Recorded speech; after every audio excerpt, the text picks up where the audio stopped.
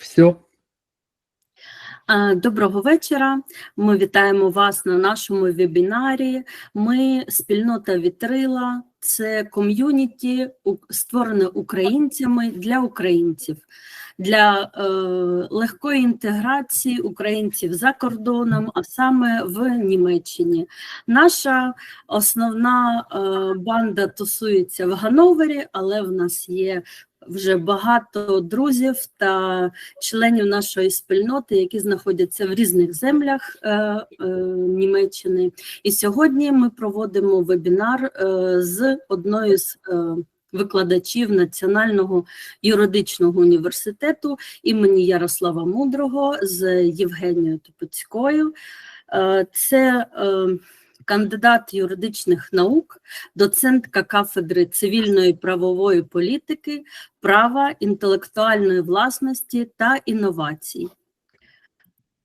Дякуємо, Євгенію, що долучилася до нас і проведете сьогодні цей вебінар. Також хочу надати слово нашому засновнику та ідейному вдохновителю нашої спільноти Олегу Небесову. Ага. Так, добрый вечер всем. Еще раз добро пожаловать. Еще раз спасибо Евгении. Еще раз спасибо Татьяне. Значит, я уже делился, что мы проводим много вебинаров. Вы видите, что вы из разных городов Германии. Мы пытаемся на всю Германию собирать друзей единомышленников. За год или с момента существования больше, чем за год, мы уже там больше 60 вебинаров на всевозможные темы провели. Вопрос касается интеграции в Германии по всем направлениям. Работа, бизнес, учеба, даже такие вещи, как воспитание детей или культурное окружение. Вот это все мы все делаем.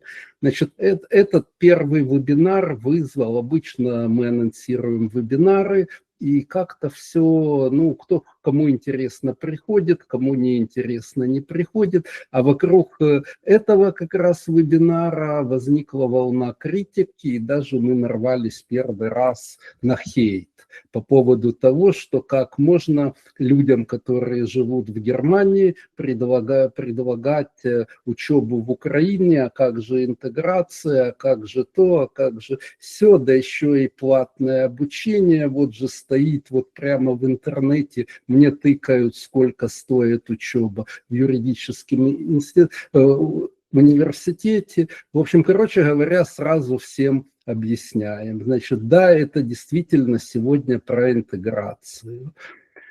Значит, те украинцы, которые сейчас находятся в Германии, их условно можно разделить на 3 категории. Я имею в виду абитуриенты, родители абитуриентов. Это те, кто хотят быть юристами, украинскими юристами, ждут, когда закончится война, чтобы вернуться в Украину. И если это юрист, это профессия мечты, то ее воплотить в жизнь. Зачем? Понятно, что этот вебинар прежде всего для них, и это подсказка, что, ребята, можно не терять время, к учебе можно приступить уже, и так мне кажется, что сейчас так легко, как поступить сейчас, вряд ли было когда-то и вряд ли будет. Это первый пункт. Дальше есть вторая категория людей, которые пока не знают, не определились, от чего мы хотим. Может, мы даже хотим быть юристом, но где? Где-то в Германии за границей или в Украине. Так вот, этот вебинар тоже для вас, потому что у вас поступление в Харьковский юридический университет – это ваша возможность отложить решение еще на год или на 2. То есть вы, поступая, сохраняете за собой опции идти 2 путями без потери времени. Вот. Третья категория, которые мечтают быть немецкими юристами, немецкими адвокатами. Тем не менее, этот путь тоже может быть поступление в ВУЗ, это тоже для вас может быть опция, это я сразу говорю, но с большими оговорками, подводными камнями и всем остальным. Я говорю поступление, но не завершение института, но не полный цикл учебы, это ускоренный доступ к немецкому вузу. Поэтому мы поступим так, что сейчас наш спикер Евгения выступит с презентацией в ходе вебинара и после презентации ответит на ваши вопросы, а потом те, кто хотят быть немецкими юристами, оставайтесь или все оставайтесь, я расскажу, какие там тонкости, подводные камни, как использовать поступление в Харьковский университет для этого, и тогда поговорим, что и как, к чему. Еще сразу уточню, нас обвинили, что мы продаем коммерческий вуз и рекламируем. Вуз не коммерческий, значит, Евгения расскажет массу возможностей, как учиться бесплатно, то есть это зависит только от вас, от вашей сдачи вашего экзамена. Пожалуй, это все. Я желаю успехов. Евгения, вам слово. Да, добрий вечір, дорогі учасники нашого вебінару. Я рада вітати вас на цьому профорієнтаційному заході, який я проводжу, дійсно, як вже було сказано, від імені провідного юридичного університету нашої країни, України. І сьогодні хочеться, якщо вже так пан Олег зазначив, що вирують певні такі сумніви, або якісь певні міфи щодо доречності і необхідності отримання української освіти за кордоном, то сьогодні я хочу поговорити дійсно про ті можливості, які відкриває українська юридична освіта, навіть у випадку, якщо ви зараз перебуваєте за кордоном, зокрема в Німеччині, і навіть якщо ви там плануєте залишатися надовго.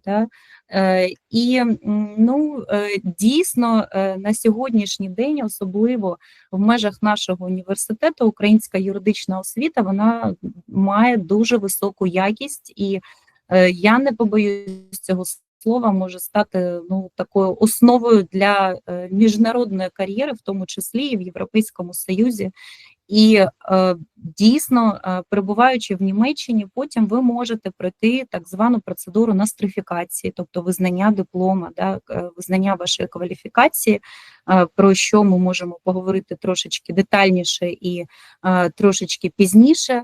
Також, окрім цього, я не можу сказати, що юридична освіта, отримана в Україні, вона не має, так би мовити, майбутнього в Німеччині. Чому? Тому що, наприклад, ви можете доповнити свою українську освіту так званими локальними сертифікатами або магістерськими програмами, які називаються LLM, і вони, знову ж таки, існують в усіх європейських країнах, і не тільки в європейських, і навіть Сполучених Штатах Америки. Тобто на цю програму магістерську можна потрапити, маючи диплом українського вищого навчального закладу. І після того, як ви отримаєте вже диплом, ви можете працювати в якихось суміжних правових сферах, таких як міжнародний бізнес, наприклад, який в тому числі враховує право Європейського Союзу, є такі напрямки, як комплаєнс, це узгодження міжнародних проєктів, або називається це ще due diligence, це супровід певних договірних відносин, які укладаються між учасниками різних країн, резидентами різних країн. Також це як вступ, хочеться сказати, що якщо ви обираєте, наприклад, професія юриста, вона ж дуже широка, це не тільки судді, не тільки прокурори, не тільки адвокати, що є набагато ширшою такою сферою. В тому числі вона, особа, яка отримає фах юриста, вона може реалізувати себе в різних сферах, в тому числі, наприклад, інтелектуальна власність. Сфера інтелектуальної власності, вона взагалі міжнародна, тому що, наприклад, ті самі айтішники, вони створюють розробляють програмне забезпечення, вони створюють свої стартапи, створюють програми, і от якраз таки забезпечення, їхня правова охорона, кібербезпека, наприклад, відповідних правовідносин, які існують в інтернеті, захист персональних даних, наприклад. Це все юридичний супровід, який вимагає від відповідних фахівців знань, тим більше не тільки законодавства якоїсь однієї країни, а в цілому потрібно зараз дійсно мати такий широкий світогляд, в тому числі і в юридичній сфері. Тому я думаю, що наявність диплома з юридичної освіти навіть українського вищого навчального закладу, вона абсолютно не закриває двері в юридичну кар'єру в Німеччині. Навпаки, я особисто вважаю, що це така прекрасна можливість, і це може бути таким, якщо можна так сказати, гнучким стартом, з якого ви можете почати свою кар'єру в міжнародно-правовому аспекті. Тут я не можу, чесно кажучи, не сказати слова вдячності пану Олегу, який зорганізував цей захід абсолютно на такій волонтерській основі. Я, чесно кажучи, просто дивуюся і вклоняюся вам, оскільки охопити таку кількість людей, запропонувати так піклуватися, десь турбуватися про тих громадян України, які опинилися на території іншої країни, і які як за паличкою-виручалочкою звертаються до вашої організації з усіляких питань, і в тому числі з можливості отримання освіти в Україні. Знову ж таки, це не секрет, що Україна не хоче втрачати своїх молодих людей, своїх громадян. Десь ми віримо, сподіваємося на повернення, але знову ж таки, навіть якщо і хочеться навпаки, розглядати питання про повну вже інтеграцію в іноземну країну, знову ж таки, ми все рівно, в статусі нашого університету, я вважаю, держава теж піклується про своїх громадян. Тому ще трошечки, не забігаючи наперед, перед демонстрацією нашої з вами презентації, перед тим, як ми будемо з вами переглядати ті можливості, з'ясовувати, обговорювати ті можливості, які безпосередньо надає наш університет, хочу сказати, що зараз, знову ж таки, і політика держави, і політика нашого університету стоїть на тому, що студенти, майбутні абітурієнти вже на початку можуть обирати самостійно форму навчання. І тут мова йде не про денну і заочну, а вводиться таке поняття, як дистанційне навчання. Тобто вже з самого початку не потрібно їхати в Україну для того, щоб подати документи. Це стосується і дівчат, і хлопців. Я розумію, що це таке болюче питання, яким чином хлопцям, громадянам України, потрапити в університет в Україні, і питання, нащо можливо це робити, із певних зрозумілих причин. Так от, на сьогоднішній день, такими були болючими, насправді, 2022-2023 рік, але вже 2024 рік показав, що все абсолютно можливо, і далі ми з вами поговоримо, в принципі, насправді, абсолютно прозора система, і не обов'язково в'їжджати в Україну для того, щоб мати змогу відправити документи і потім навчатися. Тобто на сьогоднішній день наш університет повністю забезпечує доступ до онлайн-лекцій, семінарів в реальному часі. Це все онлайн. Використовуються абсолютно різноманітні електронні платформи, такі як і Google Meet, і Zoom, і інші платформи. В нас окремо є в університеті окрема освітня платформа, вона називається NEIC, і навіть якщо студенти з якихось причин не змогли потрапити на лекцію, на семінар, тобто вони там реєструються після вступу і вони повністю онлайн вже в записі можуть послухати будь-яку лекцію, будь-якого лектора на будь-яку тему, отримати доступ до тестів, до якихось завдань додаткових. І, звісно, цим, я думаю, що українські навчальні заклади, ну і насамперед Національний юридичний університет, відрізняється від закордонних закладів, де теж, можливо, десь якісь такі суворі умови, я думаю, навчання.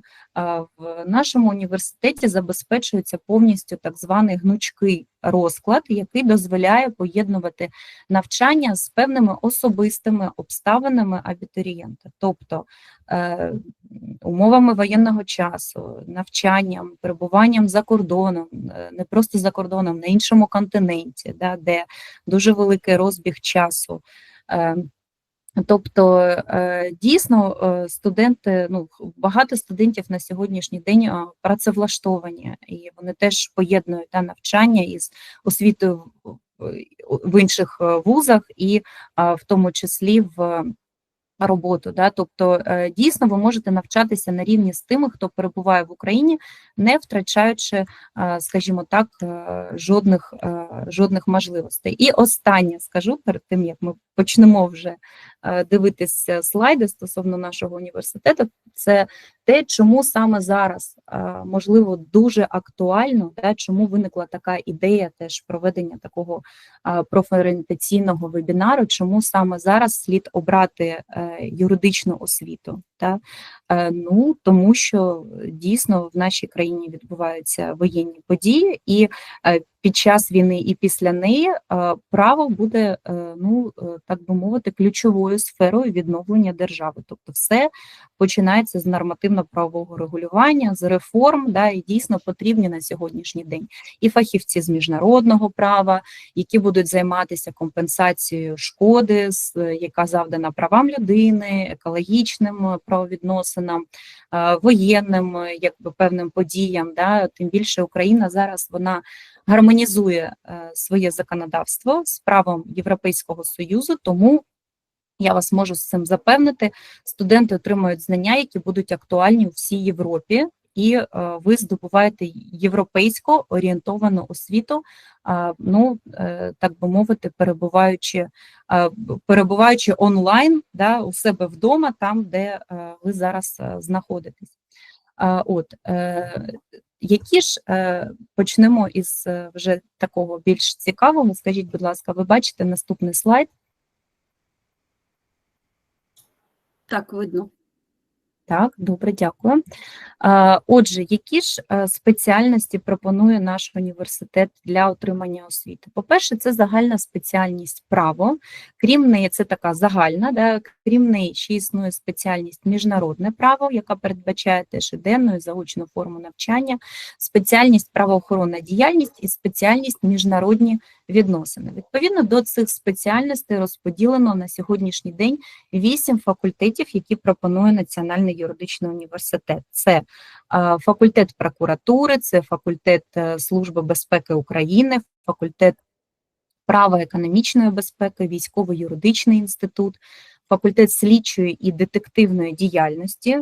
Наступне, можливо, те, що якраз таки зацікавить студентів із-за кордону, це факультет міжнародного та європейського права, факультет юстиції і факультет адвокатури. Давайте тепер поговоримо трошки детальніше про відповідні напрямки, да, певних спеціальностей, які здобутки, да, і що взагалі пропонується, які здобутки можна отримати, вступивши на ту чи іншу спеціальність. Так, наприклад, якщо ми говоримо про спеціальність, загальну спеціальність право, то ми можемо сказати, що дійсно ця спеціальність надає можливість отримати такі ґрунтовні знання в абсолютно різних сферах права, да, галузях права, і це дозволить випускникам успішно працювати як в Україні, так і за її межами. Програма навчання охоплює там основні напрямки правової діяльності і передбачає вивчення абсолютно всіх галузей права. Це і цивільне право, і кримінальне, і господарське, і процесуальні правовідносини, ну і так далі. І випускники цієї спеціальності вони можуть будувати кар'єру в будь-якій абсолютно системі. Це ну, мова йде зараз, напевно, більше про Україну, да? Це і в судовій системі, і в нотаріаті, і в адвокатурі, і в правоохоронних органах, і державних установах, і в міжнародних організаціях, і в бізнесі, тобто крізь всюди. Спеціальність К9, правоохоронна діяльність. Ну, я розумію, що більше вона, напевно, буде цікавити тих, хто десь колись ну, або не визначився, як правильно сказав пан Олег, або визначився, можливо, бажає потім десь повернутися. Це спеціальність правоохоронна діяльність, тобто якщо особа, студент, да, чи студентка майбутньо мріє про кар'єру в саме правоохоронних органах. І навчання на цій спеціальності, воно забезпечить певними навичками для підтримання правопорядку, боротьби зі злочинністю і так далі. Випускники цієї програми можуть себе реалізувати в певних таких посадах в сфері забезпечення правопорядку і безпеки. Ну, зокрема, там в Національній поліції України там займати керівні посади, заступників, керівників там якихось відомств, да, спеціальних структурних підрозділів в внутрішніх управлінні внутрішніх справ. Далі, спеціальність міжнародні відносини і спеціальність міжнародне право. Якраз таки ці спеціальності, вони ну, надають такі широкі можливості. Ну, такий в нас є заклик, да, якщо ви хочете змінити світ, да, тоді спеціальність міжнародні відносини саме для вас, тому що вона відкриває вам певні, ну, скажімо так, двері, да, певний трамплін в світ міжнародної політики, в світ міжнародної безпеки, міжнародної комунікації. І студенти, які навчаються на цій освітній програмі, вони отримують певні знання з міжнародно-правового регулювання, там, з міждержавних навіть відносин, ґрунтовні знання з міжнародного права, з компаративістики. Що таке компаративістика? Мається на увазі, в нашому університеті існують навчальні програми, які будуються на порівнянні законодавства різних країн світу. Ну, зокрема, в тому числі на кафедрі, де я працюю, да, викладаються предмети, наприклад, є групи, да, які навчаються за відповідною навчальною програмою, де повністю йде навчання англійською мовою. Тобто вони вивчають повністю всі дисципліни: конституційне, міжнародне, цивільне, там, фінансове право, да, IT-право. Тобто вони вивчають повністю англійською мовою. І це викладання проводиться, ну, нашими фахівцями. У нас в нашому університеті у всіх викладачів або в більшості високий рівень володіння іноземними мовами. Це певна вимога нашого ректорату обов'язково. Ми всі здаємо іспити і надаємо відповідні сертифікати знання іноземної мови. Тому студенти мають можливості в окремих групах, якщо вони зареєструвались на відповідну, да, поступили на відповідну програму, вони можуть навчатися англійською мовою. Чому це? І не просто навчатися англійською мовою, а вивчати ту чи іншу галузь права, законодавства в порівняльному аспекті. Тобто, наприклад, особисто я викладаю цивільне право, цивіло англійською мовою, але це не цивільне право України. Ми розглядаємо і німецьке цивільне уложення, ми розглядаємо і французький кодекс Наполеона, ми розглядаємо там і законодавство країн англоамериканської системи права, тобто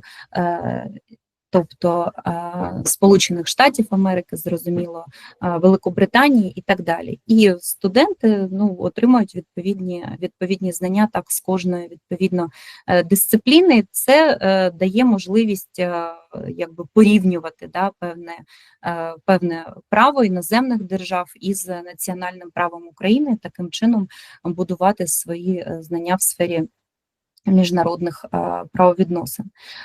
Випускники цих програм можуть працювати і в структурних підрозділах, по-перше, Міністерства закордонних справ України, і в дипломатичних установах за кордоном, і в політичних організаціях, і в міжнародних консульських установах, і тобто в будь-якому секторі закордонних справ, і в бізнес-середовищі, і навіть в іноземних засобах масової інформації, в соціальних медіа за кордоном, тому що фах юриста, в нас є ще така освітня програма, як медіація, це дуже популярно на сьогоднішній день, це процедура врегулювання спорів, і на сьогоднішній день професія юриста – це така не тільки виключно, як ми вже сказали, там прокурор, суддя, нотаріус там, чи адвокат, це такий якби переговорник, міжнародник, який інформатор, який працює в такому інформаційному середовищі.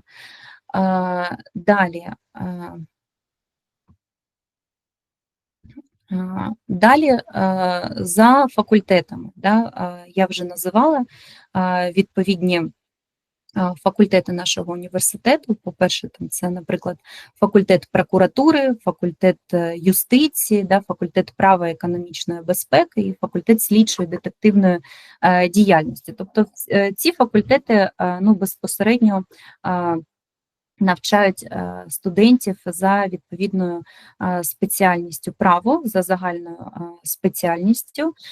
І якщо ми говоримо, наприклад, зосереджуємо увагу, наприклад, там на факультеті права і економічної безпеки, то це якраз таки для тих, кому цікаві, наприклад, такі правові аспекти там господарської діяльності, особливості там права Світової організації торгівлі, наприклад, норми законодавства в сфері банкрутства, і, в принципі, багато інших дисциплін.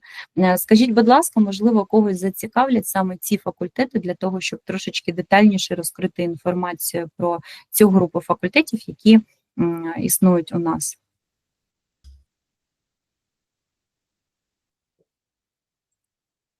Немає, напевно, питань. Я тоді продовжую, можливо, будуть запитання потім. Також інститут, наприклад, Служби безпеки України, це окремий структурний підрозділ нашого університету. Тут зрозуміло, що це насамперед стосується тих абітурієнтів, які знаходяться в Україні, тому десь я, можливо, і трошки пропущу, тому що навчання на цьому факультеті, воно відбувається якби стаціонарно очно, і вони знаходяться на казарменому положенні, відповідні студенти, і зрозуміло, що навчання передбачає якби доступ до відповідної інформації державної, відповідні спеціальні навчання, тому саме воно проводиться без відриву. Також, наприклад, такої... И тут у нас все-таки, видимо, по предыдущим поднята рука была. Вибачаюсь. Так, нет, это все нормально сейчас, я только забыл. Степан Артюхов, пожалуйста. Так, а можна питання, а який прохідний бал на НМТ на факультет прокуратури? Ви знаєте, в нас загальний прохідний бал, я про це скажу трошечки пізніше. Насправді, надаються університетам достатньо широкі можливості. Ви маєте отримати, по-перше, так немає такого середній прохідний бал, він же рахується за відповідними коефіцієнтами, наприклад, і якщо у вас там є середній бал 170 балів, наприклад, ви набираєте, взагалі прохідний бал десь 150, але ми також рахуємо за коефіцієнтами, які надаються, якби так би мовити, пільгово. І, до речі, я можу сказати, що в інших вузах така пільга, певна, вона надається десь 20%, в нас це 40% саме для нашого університету. Тому я би сказала, що така пільга для вступу, вона, якщо у вас середній бал 142, і вище плюс, да, то це є певна можливість для проходження на відповідні факультети.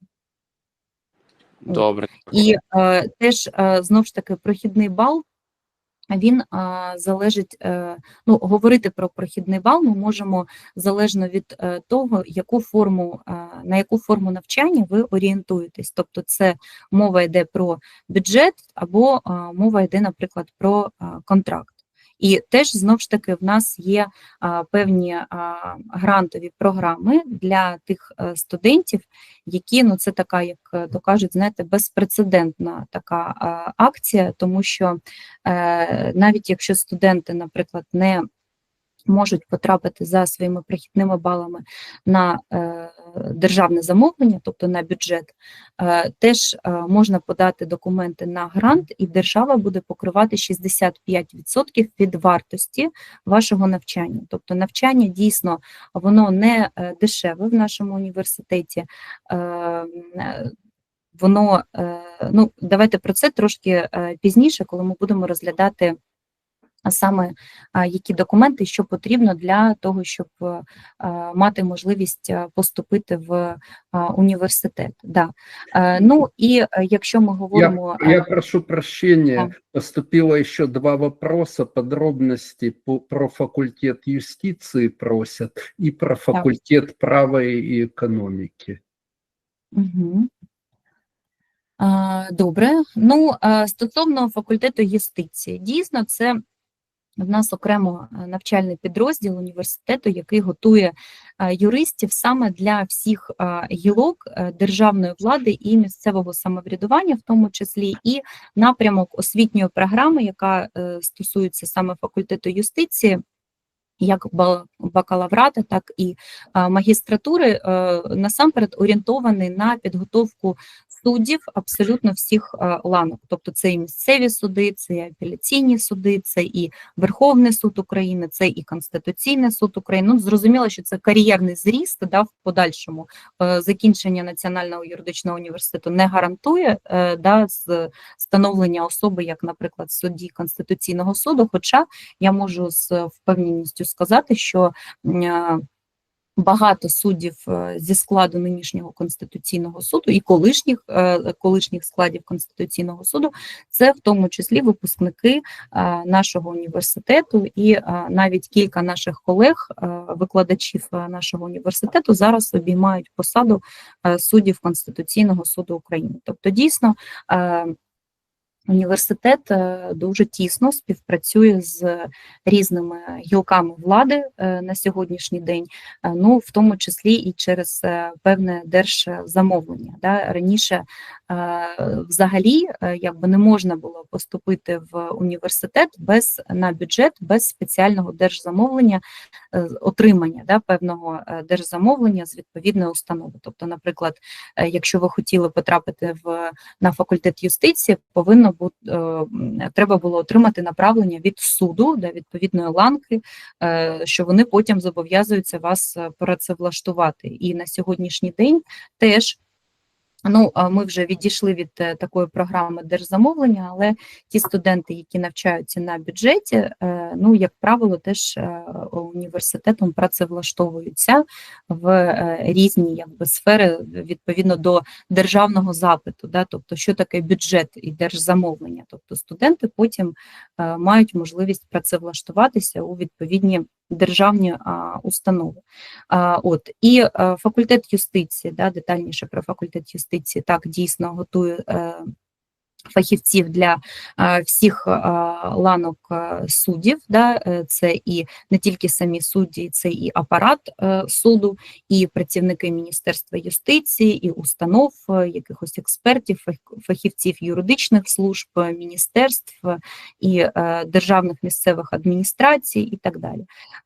І, ну, можна сказати, що дійсно в нас є така родзинка факультету, це зала моделювання судових засідань, яка в тому числі і проводиться онлайн, тобто студенти мають можливості ну, якщо можна так виразитися, практичного досвіду та формування певної процедури судового засідання. Вони і складають в тому числі нормативно-процесуальні, акти, відповідної специфіки, відповідного спрямування.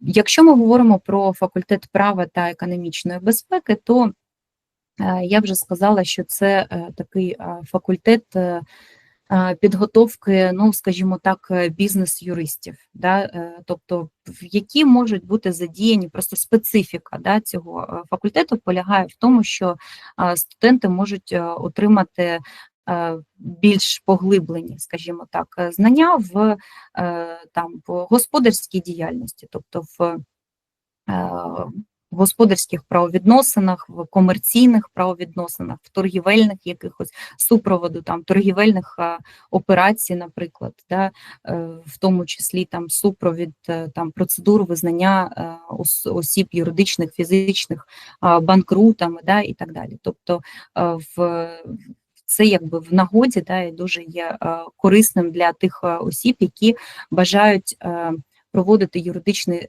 супровід підприємств, установ, організацій, наприклад, в такому ключі. Скажіть, будь ласка, чи є ще питання? Вопросы есть, но я тут уже я вопросы читаю, то есть мне кажется, те вопросы, люди написали вопросы, но мне кажется, их лучше не сейчас, или будет или позже, либо в конце. Ребята, я все вопросы прочитал, что вы написали. Так. Спасибо. Отже, декілька військових факультетів, далі факультет міжнародного та європейського права безпосередньо. Це дійсно такий вибір для амбітних і цілеспрямованих людей, які цікавляться дійсно міжнародним правом, міжнародними відносинами, законодавством різних країн, міжнародними організаціями, і цей факультет якраз таки спеціалізується на поглибленому вивченні міжнародного європейського права з акцентом на іноземну мову, і можу з певністю сказати, що випускники цього факультету більш поглиблено, в них більше просто пар, навіть з іноземної мови, більш поглиблено. І окремо є оці англомовні, наприклад, групи.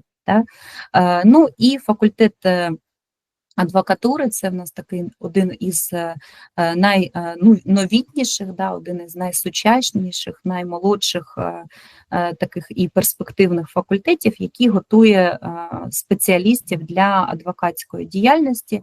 І тут якби дійсно ми готуємо фахівців, які можуть працювати і в судових правоохоронних органів, і в адвокатських об'єднаннях, і на цьому факультеті реалізується певний ряд освітньо-політичних і інших ініціатив, наприклад, там школа помічника адвоката, там школа адвокатської майстерності, English Speaking Club і так далі.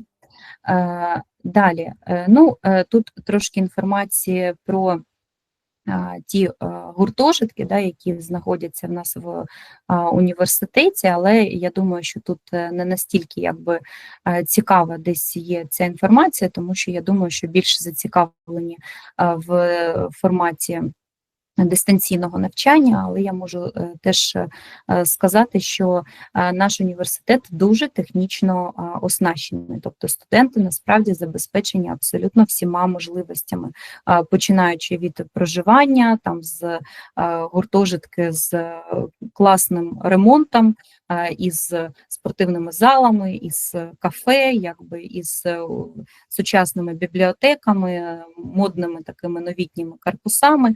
Ну, знаєте, хто знає, можливо, через декілька років війна закінчиться і це стане актуальним. Я розумію, що зараз напевно, мало хто із батьків розглядає можливості перебування дитини у Харкові, наприклад. Як же вступити, саме таке цікаве питання, як вступити до Національного юридичного університету? Тут, в принципі, ми відштовхуємось від тієї політики вступної кампанії, яка пропонується Міністерством освіти і політикою держави. І тут майже не відрізняється, да, від інших навчальних закладів України. Треба написати мотиваційний лист, треба скласти НМТ, який включає 4 предмети, серед них є обов'язкові предмети і 4-й на вибір. Серед обов'язкових, ну вони такі найпоширеніші насправді: українська мова, математика і історія. І 4-й предмет студент може обрати на вибір. Це може бути іноземна мова, це може бути і географія, і біологія. І от стосовно цього 4-го предмету я хочу сказати, що теж тут включається така собі програма лояльності. Да? Наприклад, раніше там для того, щоб поступити на цей міжнародний факультет, треба було обов'язково обрати тільки англійську мову, тому що це є профільний, якби такий іспит з найвищим коефіцієнтом, який враховується саме для відповідного факультету. На сьогоднішній день вже ми відійшли від цієї, скажімо так, політики, да, і слава Богу, держава нам надала такі можливості. Тобто, в принципі, студенти, які складають будь-який іспит, вони можуть обрати будь-який факультет. Єдине, що, якщо це, ну, я на прикладі, да, міжнародно-правового факультету, якщо це іноземна мова, скажімо, то просто там трохи вищий буде коефіцієнт, ніж, наприклад, з біології, з географії, але якщо інші іспити попередні обов'язкові складені на високий бал, в такому випадку теж при помноженні на відповідні коефіцієнти теж ми можемо говорити про те, що є абсолютно відповідні шанси, да, потрапити в тому числі і на бюджет. Також я вже казала про певну систему грантів. Да, якщо, наприклад, абітурієнти розуміють, що не вистачило якихось балів для вступу на бюджет, то можна скористатися відповідною програмою, і що для цього потрібно. Тобто, якщо є 2 результати НМТ, які перевищують 170 балів, ну, можна подати заявку відповідно до Національного університету, отримати грант, як я сказала, який вже буде покривати понад 60% вартості контрактного навчання, і це буде близько, тобто держава буде оплачувати близько 25 тисяч гривень за рік. Тобто навчання коштує близько 40 тисяч гривень на рік, і за системою гранту можна мінус 25 тисяч. Да? Тобто теж вступити в університет. Треба бути зарахованим для цього до закладу вищої освіти на перший рік навчання за ступенем бакалавр, після школи або коледжу вступити на денну форму навчання на контракт і мати результати НМТ або аналогічних випробувань не менше 170 балів. Також я прошу прощения. Тут поднятая рука, и, по-моему, хороший вопрос, потому что я написал человек. Маріанна, пожалуйста. Ви. Доброго вечора. Я дуже перепрошую, випадково підняла руку, але насправді вже питання написала в чат, тому можу озвучити. Я просто трішки заплуталась. Я бачу, серед пропозицій є і спеціальності, і факультети. І логічно, я розумію, що виходить, якщо є певна спеціальність, то вона готується на певному факультеті. Але як зорієнтуватися, як це відбувається? Ось, наприклад, є спеціальність міжнародні відносини, і, як ви сказали, здається, факультет, міжнародно-правовий факультет. Тобто, можете трішки пояснити? В межах, да, дякую вам за запитання. А як зрозуміти, наприклад, яка чи який факультет, тому що там адвокатура, знову ж таки, виходить, яку спеціальність готує адвокатура? Загальне право чи як? Ну, трошки я заплуталась. Дякую за пояснення. Дуже дякую вам за запитання. Дійсно, можна заплутатись, можливо, я якось непослідовно, да, повідомила для вас цю інформацію. У нас є загальна спеціальність право, і за цією спеціальністю готують фахівців усіх факультетів, крім воєнізованих. Да? Наприклад, окремо відповідну кваліфікацію, спеціальність правоохоронна діяльність в нас готує окремо це 3-й факультет слідчої та детективної діяльності, і правоохоронну діяльність може готувати, наприклад, факультет військової юстиції, тобто військовий факультет, ну і окремо це в нас ще факультет СБУ. Да? Далі, якщо ми говоримо про спеціальність міжнародні відносини і міжнародне право, на сьогоднішній день це факультет у нас міжнародних відносин, тобто міжнародно-правовий факультет, який теж на ньому можна навчатися за спеціальністю право, можна навчатися за спеціальністю міжнародне право, а можна навчатися за спеціальністю міжнародні відносини, і залежно від того, яку ви обираєте спеціальність в межах відповідного факультету, у вас варіюється кількість і відповідно розклад предметів. Да? Тобто все рівно людина, абітурієнт, студент, він отримає якби загальну юридичну освіту, але в межах відповідних освітніх програм майнорів, да, додаються відповідні специфічні спеціальні предмети, які повністю розкривають відповідну спеціальність. Всі спеціальності, вони акредитовані, пройшли відповідну апробацію в Міністерстві освіти, ну і на високому фаховому рівні викладаються в межах нашого університету. Так, скажіть, будь ласка, чи можу я далі продовжити? Дякую за відповідь. Вам дякую. Да, пожалуйста. Загалом, перепрошую, інформацію, аби, скажімо, зорієнтуватися для себе, можна почитати, мабуть, на сайті університету, вірно? Дякую вам за запитання. Теж після нашого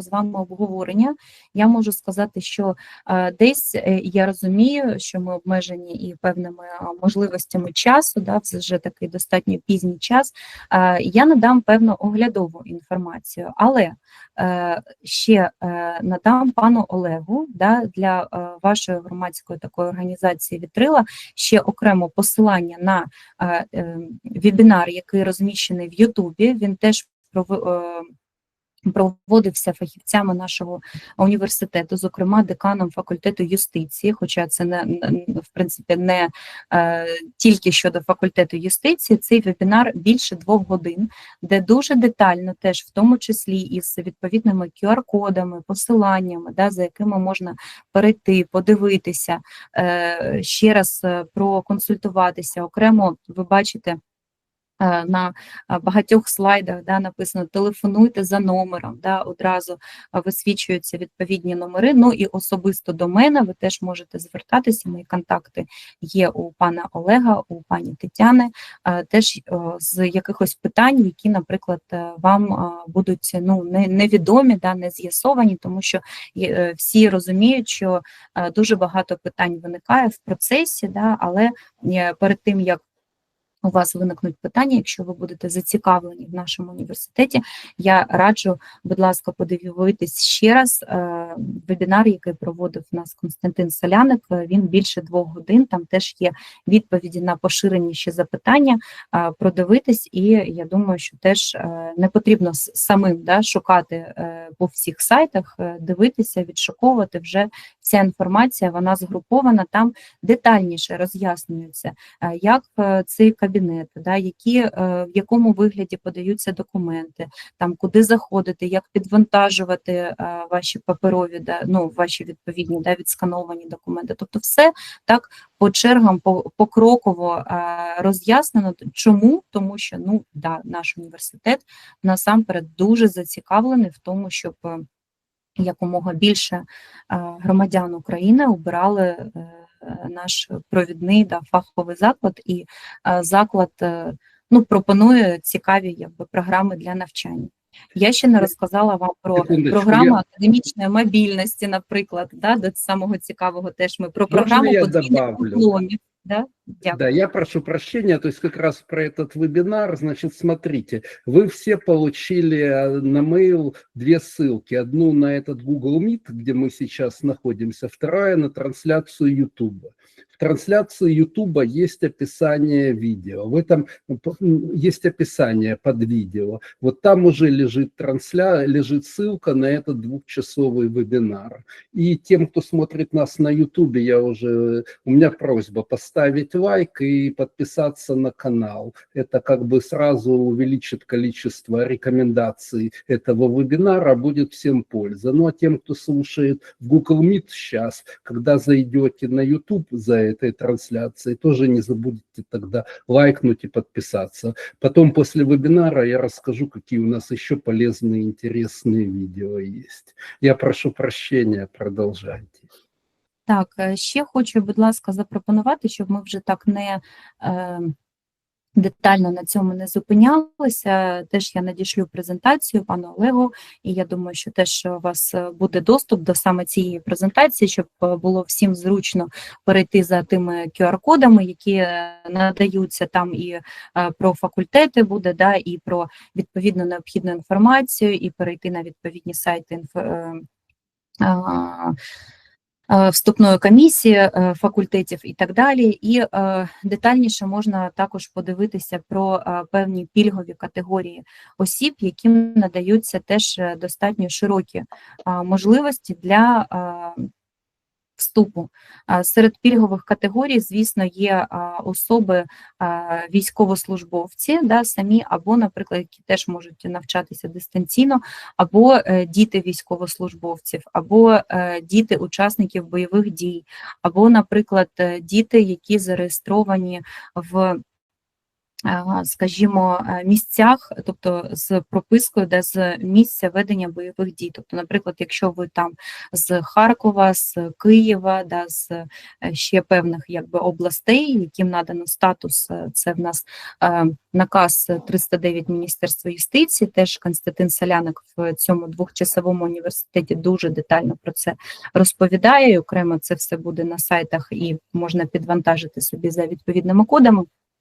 Теж детально розповідається, де знайти цю інформацію, додатково подивитися повний цей перелік пільгових категорій, і ним потрібно користуватися, тому що дуже часто теж виникають такі питання, коли, наприклад, абітурієнти просто подають певні, да, свої документи, да, певні бали, сертифікати і так далі, а чомусь, да, десь забувають про відповідні пільги і десь не проходять, а вони б могли пройти, да, в тому числі на бюджет, я зараз кажу, на бюджетну програму. І знову ж таки, ми ж зацікавлені в тому, щоб якомога більше студентів проходило, да, на відповідні ці програми. Тому теж потрібно цю інформацію вивчати і користуватися відповідними пільгами, якщо вони є.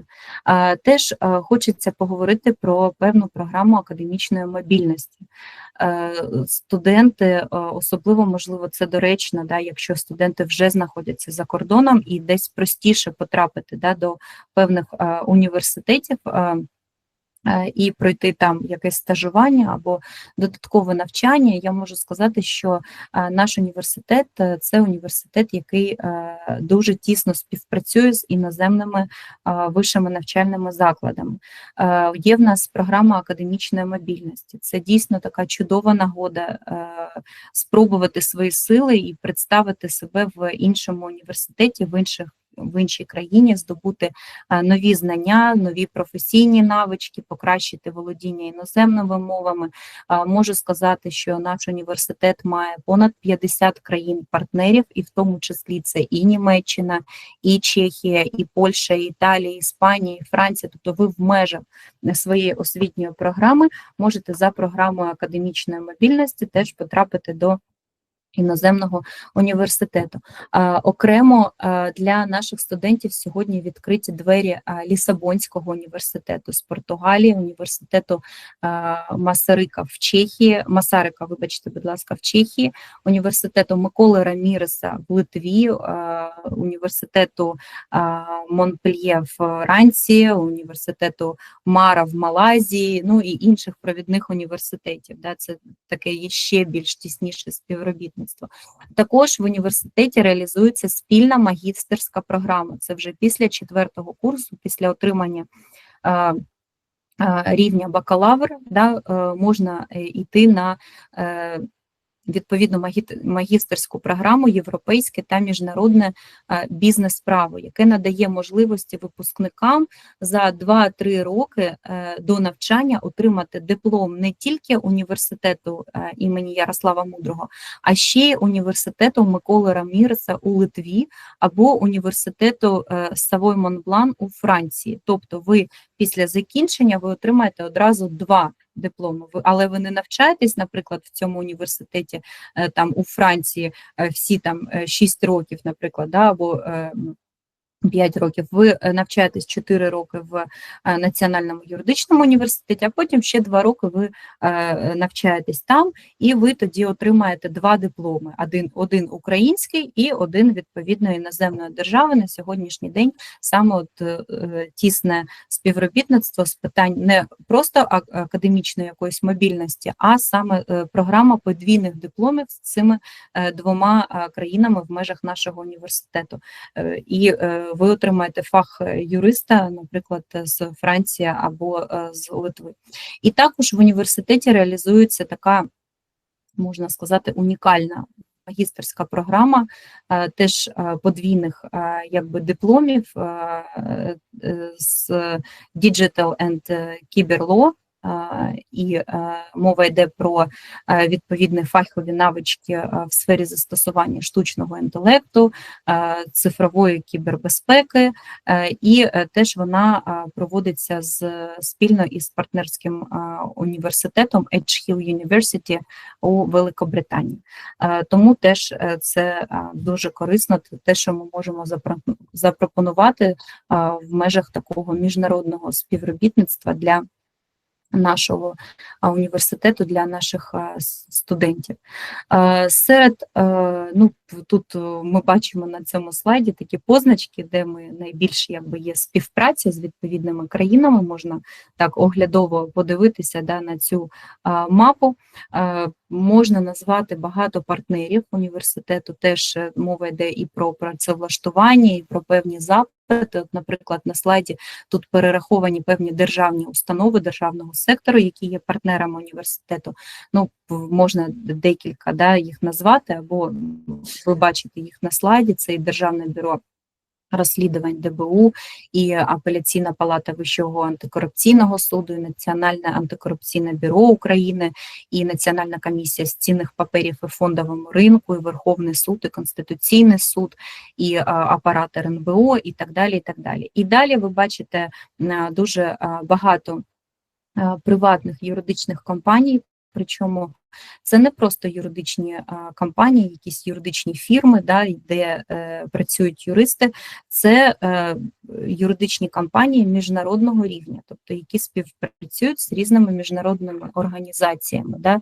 І на сьогоднішній день я хочу ще сказати, що нещодавно ще було таке уявлення про юридичну професію, як таку професію, знаєте, спадкову. Тобто, якщо там в тебе мама, папа, брат, сват, я не знаю, якісь родичі працюють в відповідній сфері, не знаю, там є суддями, адвокатами, нотаріусами, то нібито десь вже якийсь є шлях прокладений. На сьогоднішній день дуже багато запитів стосовно фахівців і майбутніх юристів саме з нашого університету, по-перше, як і серед державного сектору є певне замовлення, так і серед приватних компаній. І дуже багато проводиться певних заходів стосовно стажування студентів у відповідних, в тому числі приватних юридичних компаніях, з потім наступним працевлаштуванням відповідні компанії. І на сьогоднішній день я хочу сказати, що в деканати звертаються ці юридичні фірми просять запропонувати, а в нас навіть не вистачає студентів, які б могли відповідно працювати. Ну чому? Тому що багато студентів зараз знаходяться за кордоном, в тому числі, або в якихось інших місцевостях, де вони не можуть, наприклад, бути в Києві, працювати і так далі. Не знаю, як там формати дистанційного працевлаштування, це вже вирішується в кожному конкретному випадку, я думаю, хоча, знову ж таки, робота онлайн зараз теж дуже поширена. І зараз теж на наступному слайді ми можемо побачити наших сучасних випускників, хто сьогодні очолює різні департаменти, і сьогодні перебуває у владних інституціях, керівниками відповідних владних інституцій. Напевно, я не буду перераховувати, хоча це дуже і дуже відомі імена, такі як, наприклад, там Семенников Олександр, голова апеляційної палати Вищого антикорупційного суду, там це і Кравченко Станіслав, наприклад, голова Верховного суду, і Кривенко Павло, голова Антимонопольного комітету України. Тобто всі ці прізвища, ви бачите, це в нас випускники нашого університету, тобто можете зрозуміти рівень освіти і рівень, скажімо так, вищих щаблів кар'єрної драбини, цих сходинок кар'єрних, яких досягли відповідні особи. І, звісно, можна сказати, що наш університет має високі оцінки і визнання в певній міжнародній світовій арені і займає відповідні рівні серед найвідоміших, найвпливовіших університетів. Далі я можу вам запропонувати певний путівник вступника, за QR-кодом ви можете перейти за відповідним посиланням і дізнатися більш детальну інформацію. І теж можете сказати, що для тих студентів, які навчаються на бюджеті, теж передбачені певні конкурси, стипендіальні програми, які теж забезпечують певні можливості і додаткові матеріальне забезпечення. Так, і останній мій слайд – це стосовно наших певних контактів. Тут відображені відповідні інформаційні ресурси університету. В мене все. Дякую за увагу. Дякую, Євгенія, за дуже змістовний вебінар, презентацію, дуже багато корисної інформації. В нас з'явилося багато питань щодо вступу в університет. Тоді я буду тобі зачитувати, добре, а ти надавати відповіді. Пока ты ищешь вопрос первый, то я хочу поблагодарить особо за карту международного сотрудничества, за карту. Покажите еще раз, это шедевр. Обратите внимание, что, оказывается, такие страны, как Монголия, Казахстан и Украина находятся на побережье Северного Ледовитого океана. Карта. Большое спасибо. Вибачайте, пане Олег, я не відповідаю за певний дизайн. Клас. Нам дуже понравилось. Я теж сразу. Не в такій точності, але головне, що там є ці відмітки, і головне це те, що є наявними відповідні взаємозв'язки. Це найголовніше, можливо, не така точність. Хорошо, спасибо. Добре, питання від Каті. Добрий день. Скажіть, будь ласка, чи при отриманні диплома бакалавра, а потім магістра за спеціальністю міжнародного права може особа працювати суддею, адвокатом, нотаріусом в Україні? Так, звісно, тому що відповідно є в нас диплом відповідного загального зразка, де буде відображена відповідна напрямок, да, освітня особа отримає. Ну, якщо мова йде про освітній напрямок міжнародні відносини, то це більш широкий такий напрямок, да, скажімо. А якщо в дипломі написано право, да, спеціальність відповідна право або міжнародне право, наприклад, то мова йде про те, що тут все рівно визначальним показником є поняття право, це просто якби така спеціальність, яка, ну, якби розширює відповідні кордони до можливості працевлаштування саме в певних міжнародних установах, та? Тому що це є прерогатива, якщо особа має саме спеціальність міжнародне право саме для ну, таких, да, там, установ і організацій. А так це не позбавляє особу можливості працевлаштовуватись в Україні, бути затребуваним фахівцем у відповідній сфері. Ну, якщо мова йде дійсно там про правоохоронну діяльність, да, тут інше. Чому взагалі ну, такі якби різні напрямки? Да? Раніше в університеті була одна загальна освітня програма право, і ми казали про те, що який би факультет студент чи студентка не закінчили, вони отримують. Казали про те, що в принципі все рівно, який факультет закінчувати, да, тому що була складність з отриманням цього держзамовлення на різні факультети, наприклад, там прокуратура, юстиція, це було найскладніше потрапити, да, і прохідний бал був вищий і так далі, і казали, що яка різниця, який факультет якби закінчувати, да, якщо ти все рівно отримуєш загальний диплом юрист, да, правознавець, юрист. Ну, на сьогоднішній день, знову ж таки, розвиток університету відбувається за європейською світовою практикою, спільнотою, да? І в тому числі за цією програмою академічної мобільності, програмою подвійних дипломів, потрібно, щоб в дипломі і в додатку до диплому перелік відповідних дисциплін він співпадав з тими, що пропонують європейські вузи. Да? Наприклад, якщо ми говоримо про цю саму нострифікацію, як це робиться? Ну, там апостіль, да, зрозуміло, і порівнюють ті предмети за спеціальністю, які студент чи студентка проходили, які вони отримали фаховий рівень. Тобто на сьогоднішній день університет повністю наближений до відповідного рівня європейських вузів для того, щоб ми з ними могли працювати, якби, ну, це навіть не громке слово, якби в унісон, да, для того, щоб ми могли якби бути конкурентно спроможними, ну, на сьогоднішній день, і в тому числі в майбутньому мається на увазі в тій самій там нострифікації, да, і порівнянні відповідних дипломів. Тому ми кажемо, що ну, таке широке якби коло, в тому числі освітніх програм, які повністю відповідають освітнім програмам вузів, які готують юристів в інших країнах, і тим спеціальностям, які існують. Дякую за відповідь, Євгенія.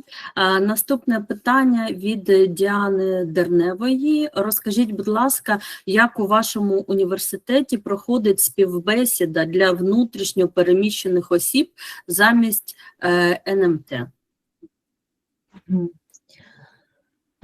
Теж можу сказати, що вам для кращої відповіді треба продивитися відповідний вебінар, там це детальніше розповідається, але можу сказати, що, на жаль, в нашому університеті внутрішньо переміщені особи – це, ну, пільгова категорія осіб, які, скажімо так, ну, користуються іншими благами, да, від університету вже після вступу, але вони вступають на загальних умовах, і вони все рівно зобов'язані надати сертифікати складання НМТ.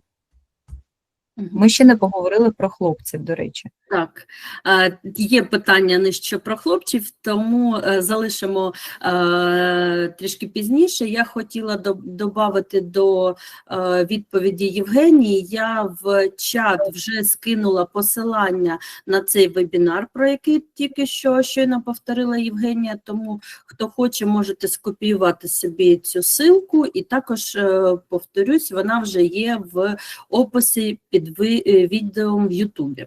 Угу. І наступне питання від Людмили.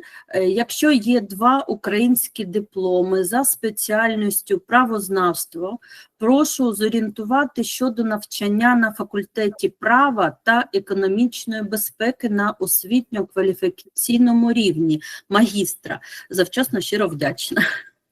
Так, дуже дякую за запитання. у нас теж є окремо, є така окрема можливість, якщо у вас є тим більше диплом про отримання відповідної спеціальності, ви можете вступити, і це окрема якби вступна кампанія для магістерської програми. Окремо, знову ж таки, ви можете перейти за відповідними посиланнями, подивитись перелік документів, як формувати, і зрозуміло, що такі особи не надаються НМТ, вони просто на базі відповідного рівня бакалавра з іноземного, вибачте, з українського або з іншого якогось вузу, вони вступають до нас на магістерську програму, є така відповідна можливість.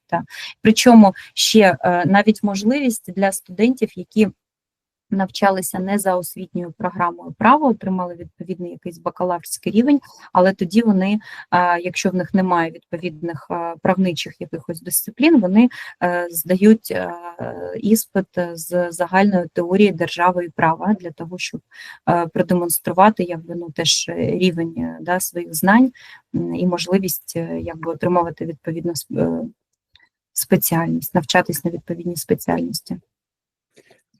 Мы один вопрос пропустили. Не требуется минимальный балл 150 на право. Это, так задали его. Видно, имеется в виду НМТ 150 и право.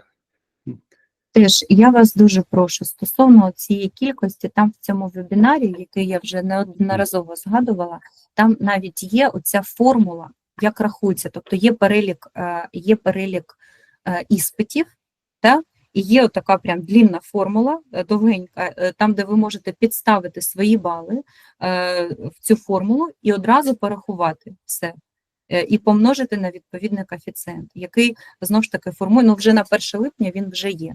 Тобто, знову ж таки, його можна дізнатися самостійно, і якщо вам це буде складно, теж вас зорієнтують більш детально в нашому спеціальному відділі, приймальній комісії, які теж працюють на кожному факультеті. І вони вам будуть раді, тому що, знов таки, це така можливість отримати студентів в цьому році. Дякую, Євгенія. Наступне питання від Катерини.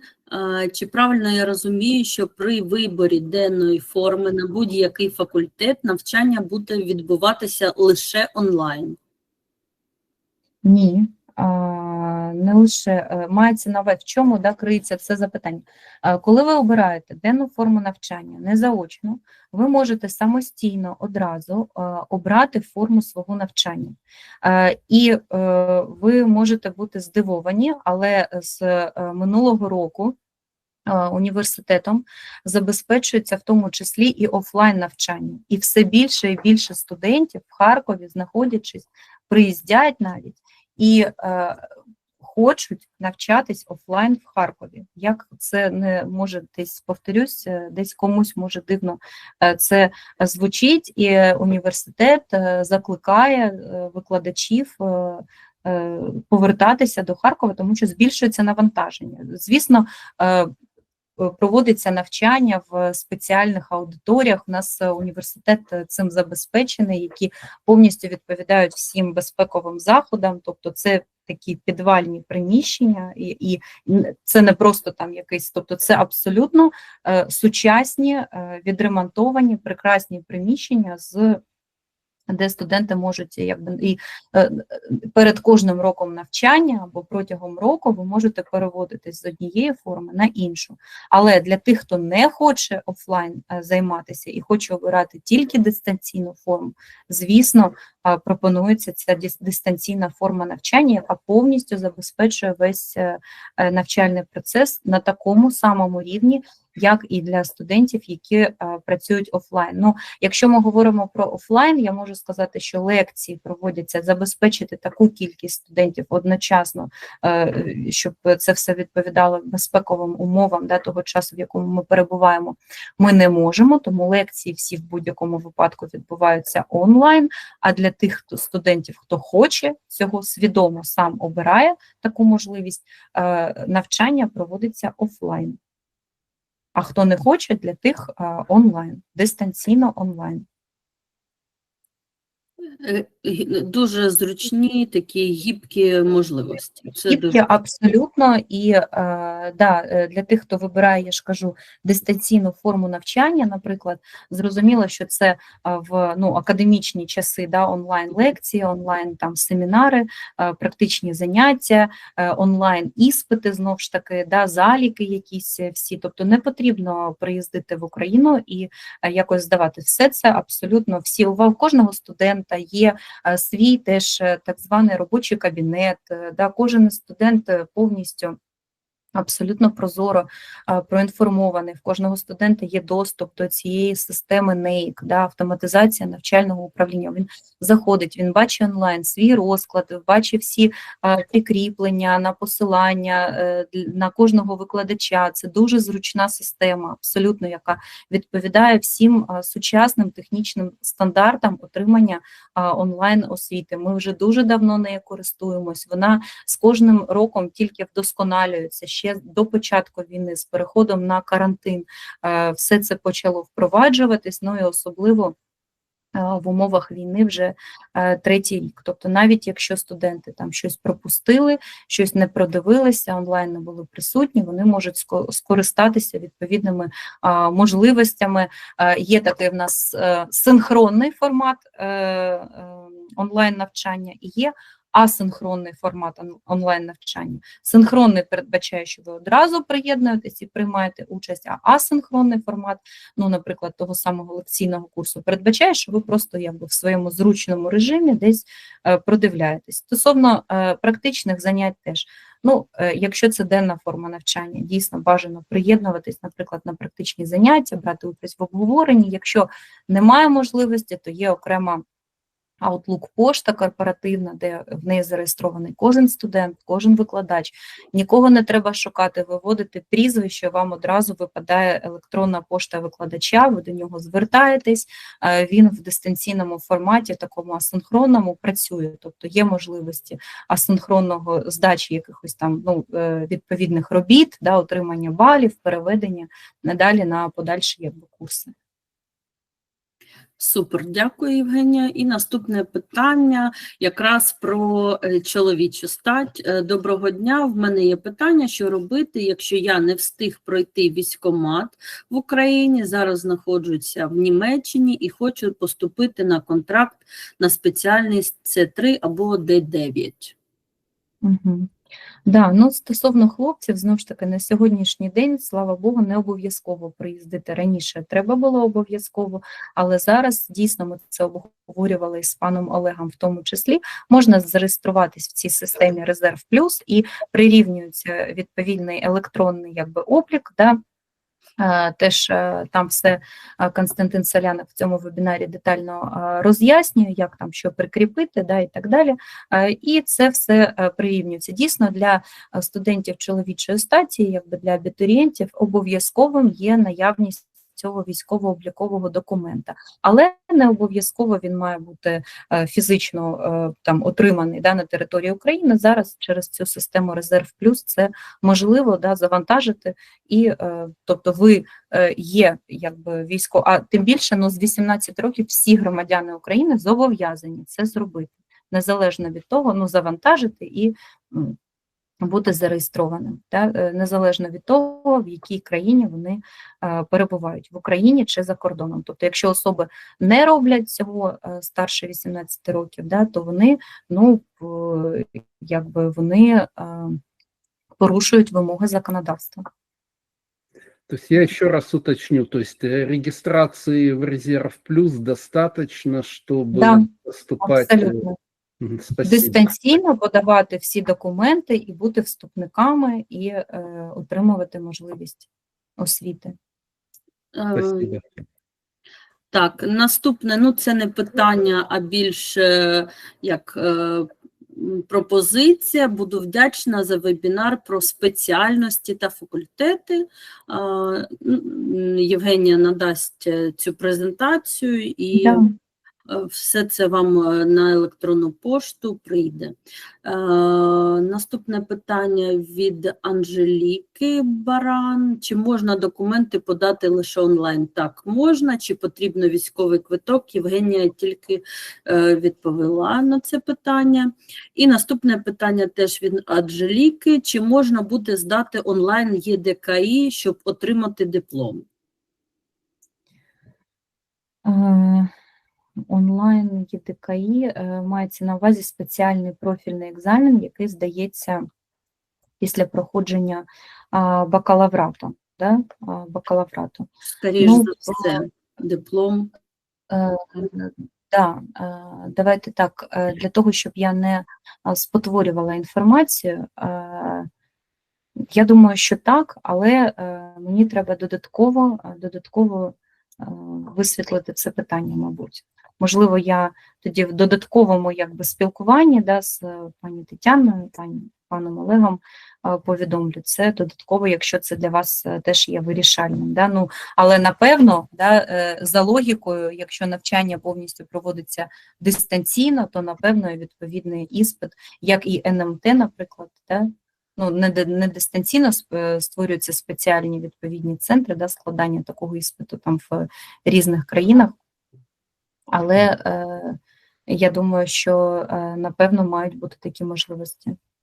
Спасибо. У меня совет тогда, значит, всем. Я специально сбросил ссылки на все наши ресурсы Витрил, в том числе чат Витрил. Вот там еще задайте вопросы, мы попросим даже Евгению потом опубликовать, когда будет ответ, то попросим ее опубликовать. И мы еще один вопрос пропустили. Сейчас. Какие-то есть требования для написания мотивационных листов? Ні, особливих якихось вимог ні. Мотиваційний лист – це затверджено, знову ж таки, вимоги держави, Міністерства освіти, він складається в довільній формі, ну і теж абітурієнт визначає відповідні свої здобутки, і те, для чого він взагалі, бачить, чому він обирає відповідний напрямок.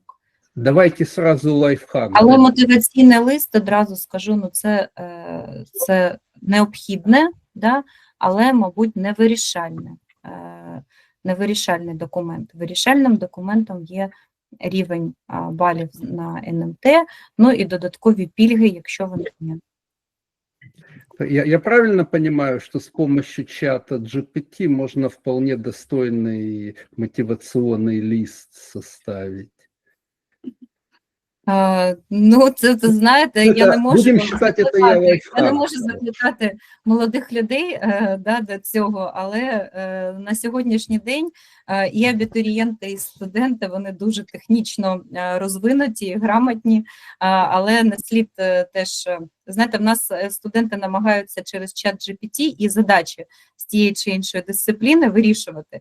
Але задачі, що таке задача, наприклад, цивільного права, це певний кейс, тобто якась життєва ситуація, яка потребує правової оцінки, так, якби ви були там, наприклад, адвокатом, суддею або фаховим, відповідно, юристом. Тому намагаються теж вирішувати навіть задачі, якісь завдання через чат GPT.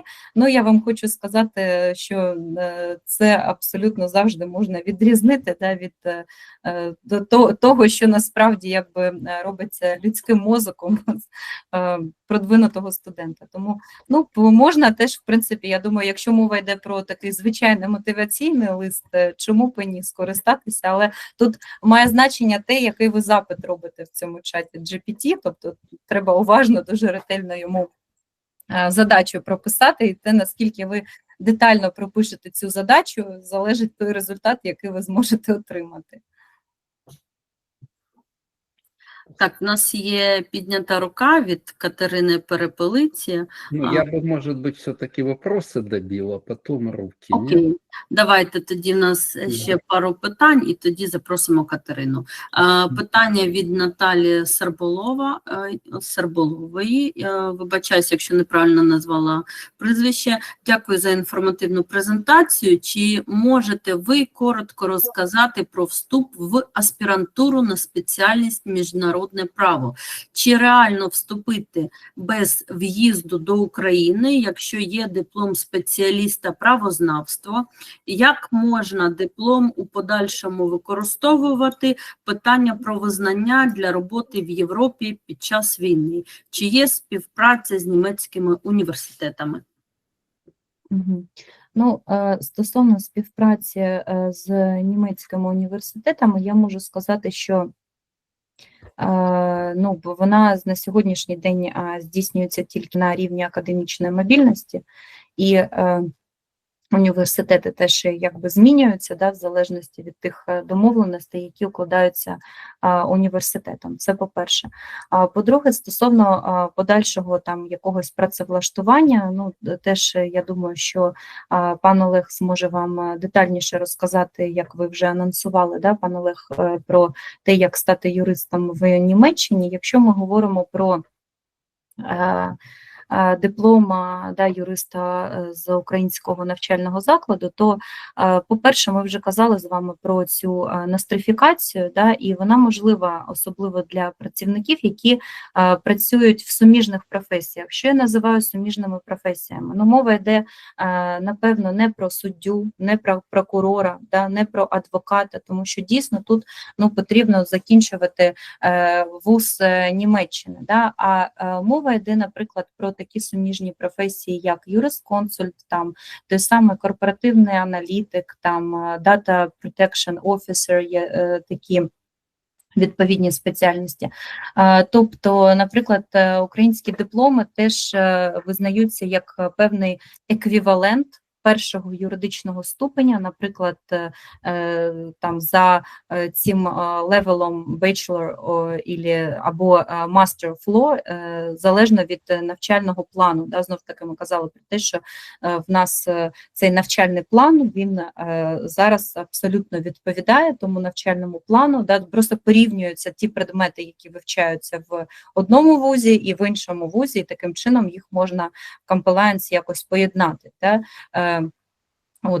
Тому ми говоримо про те, що от в такому, якби, якщо особа може знайти, да, себе і працевлаштуватися в як десь там помічник юриста, да, або в відповідній якійсь установі, то це визнається. У меня есть что дополнить, хоть и коль эту тему затронули уже, значит, те, кто в Германии находится, запомните такое слово. Анабин – это сервис или контора, которая позволяет, ну как это, сравнивать, там, ну, указать, насколько ваш диплом в Германии может быть признан. Как раз неделю или две назад мы на этот счет выпустили очень короткий ролик, там просто алгоритм прописан, как этим сайтом воспользоваться, чтобы узнать, чтобы мы сейчас не говорили, не спекулировали, признается тот где-то, ну, конкретный университет или нет, вы можете сами зайти, внести данные по Харьковскому юридическому университету, и вы увидите, насколько он анабином признается. Ні, так, пане Олег, можна я скажу? Може, ви і не знайдете такої окремої інформації по Національному юридичному університету. Мається на увазі, що особа ж має, ну, по-перше, є відповідні, в тому числі, державні іспити, да, в Німеччині справа, і людина має підготуватися і здати її відповідною мовою держави, да, в якій вона складає. По-друге, коли ми говоримо про цей апостіль, да, диплому, він же ж теж в багатьох, ну, я думаю, в більшості випадків він має бути перекладений, в тому числі з додатками на мову відповідної держави, да, тобто, ну, мова йде саме про визнання, якби. А якщо ми говоримо про визнання і спеціальну процедуру визнання відповідного диплому, якщо людина, але, ну, це, знаєте, так, ще це не така якась абсолютно недосяжна мета, тому що зараз теж аналізуючи досвід тих юристів, да, вітчизняних, які виїхали за кордон, можемо абсолютно із впевненістю стверджувати, що багато із них на сьогоднішній день реалізували себе, в тому числі в Німеччині, отримали відповідні ліцензії навіть, да, на заняття відповідною юридичною практикою. Ми не кажемо про адвокатство, ми не кажемо про суддю, ми не кажемо про там прокурора, да, як ми сказали. Ні, це додаткова, якби така, ну, гнучка, да, якби система, мається на увазі як юрист-консульт в цих суміжних професіях. Абсолютно верно, и вот как раз ключ к этому, это вот этот анабин, про который я сказал. Да, у нас там просто есть, я так сразу скажу, бизнес-чат у Витрил, там несколько людей, которые стоят в этих адвокатских как бы камерах, объединениях украинских адвокатов туда берут, но с ограничениями, какие вопросы, ну, какими делами, ну, какими вопросами, какой сферой можно заниматься. Так это есть. Ну что, дальше идем. Так, у нас останні два питання, Євгенію. Питання від Катерини. Якщо я буду знаходитись у Німеччині, буду подавати документи за напрямком міжнародне право до вашого навчального закладу, і це буде мій головний вибір, то як мені зазначити пріоритет, бюджет, денна форма чи дистанційна форма, і чи може бути дистанційна форма бюджетною? Ну, ці питання... Ми вже відповідали на це питання. Так, дійсно, дистанційна форма, тут немає значення за контрактом, ви будете навчатися, або ви зможете потрапити, дай Боже, на бюджет, або, наприклад, ви зможете скористатися відповідною тією самою, не забуваємо, да, про цю грантову систему, яка покриває більше половини вартості навчання, да, і це прекрасно, це ж протягом року, да, відповідні суми. Тому тут немає значення, яка форма навчання, ви завжди можете обрати для себе дистанційний формат. Тут немає цього значення. Да. Стосовно, як там звучало попередньо питання, Попереднє питання, що головний вибір, як мені зазначити пріоритет. Коли ви будете подавати заявку, то там ви вже, Євгенія це вже озвучила, ви самі відмічаєте, яка форма навчання для вас.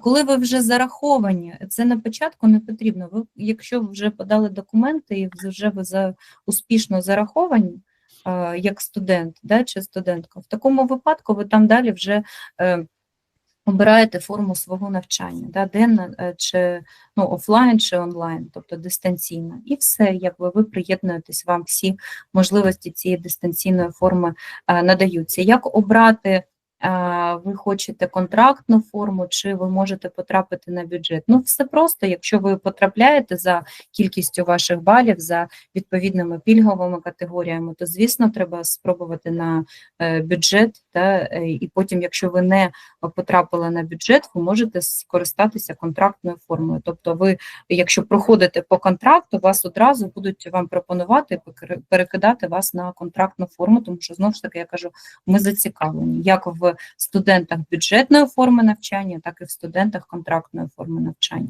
так і в студентах, щоб вони отримали цю можливість, наприклад, оцих грантів і все рівно за зниженою ціною, наприклад, навчались. Тобто це про те, що казав пан Олег, це не комерційна основа. Національний юридичний університет – це державний вуз, державний. І все життя він був, тільки це не приватний якийсь вищий навчальний заклад. Тим більше в нас є державне це замовлення.